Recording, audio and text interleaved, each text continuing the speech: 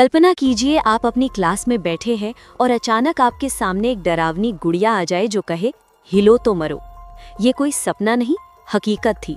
जैसे ही स्कूल की घंटी बजी, क्लासरूम एक कसाई खाने में बदल गया। लाल रंग की वो दारूमा डॉल बच्चों के साथ एक खूनी खेल खेल रही थी।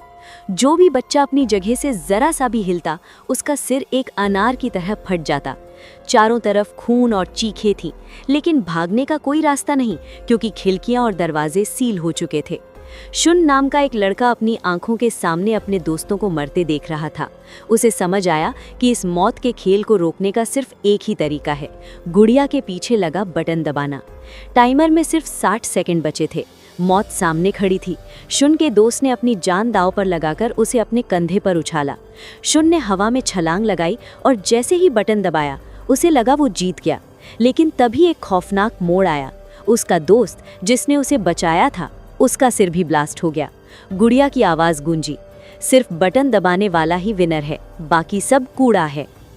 अगले गेम में शुन अब एक बास्केटबॉल ग्राउंड में था, जहां एक विशालकाय बिल्ली इंसानों को चूहों की तरह खा रही थी।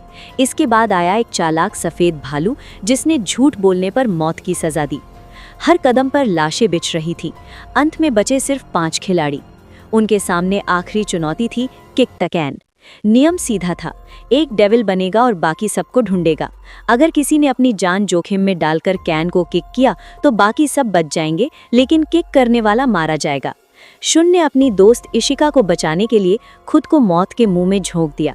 उसने कैन को किक किया और अपनी आंखों को बंद कर लिया, ये सोचकर कि अब उसका अंत करीब है। लेकिन धमाका नहीं हुआ। गुड़िया हंसते हुए आई और बोली, बलिदान वाली बात तो बस एक मजाक थी।